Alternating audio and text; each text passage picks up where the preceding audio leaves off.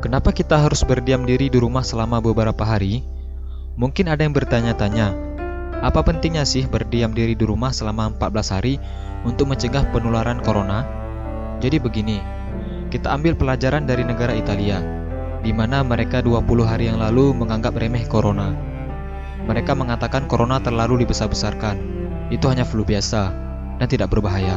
Warga Italia tetap menjalankan aktivitasnya seperti biasa, tetap berkumpul, bersenang-senang, tetap happy-happy tanpa tahu bahaya corona sedang mengintai mereka. Tiba-tiba dalam hitungan hari ribuan orang tumbang. Ratusan orang meninggal dalam satu hari, bahkan Italia menjadi negara dengan tingkat kematian tertinggi di dunia karena corona. Jadi apa sebabnya Italia menjadi tingkat kematian tertinggi? Apakah obat-obatan Italia tidak modern? Apakah rumah sakit di Italia tidak canggih?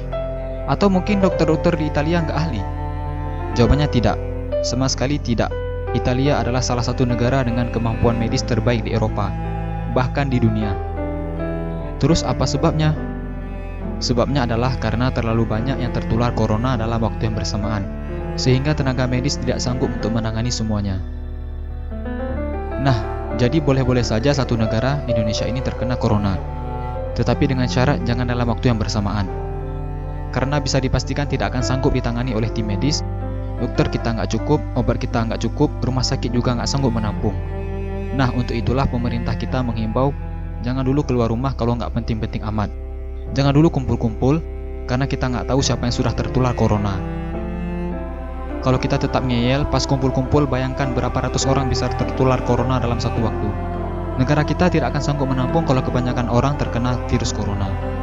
Lihat aja Cina yang kelabakan membangun rumah sakit darurat, yang harus selesai dalam waktu kurang dari 1 minggu. Karena mereka tahu rumah sakit yang udah ada nggak memadai untuk pasien corona. Nah, jadi untuk antisipasi kelonjakan pasien corona, maka dihimbaulah untuk di rumah saja selama 14 hari. Karena misalkan ada beberapa orang yang sudah positif corona, bisa dicegah untuk tidak menularkan kepada orang lain. Jadi rumah sakit, dokter, dan tenaga medis masih sanggup untuk merawat yang sudah terkena corona. Ini adalah ikhtiar bagi bangsa kita. Ini adalah usaha kita bersama yang tentunya harus dibarengi dengan doa. Kita yakin musibah ini bisa kita lalui bersama. Kita yakin akan ada hikmah dari Allah di balik semua musibah ini. Jadi stay at home. Di rumah aja dulu. Liburannya antar aja deh. Kumpul-kumpulnya antar aja deh.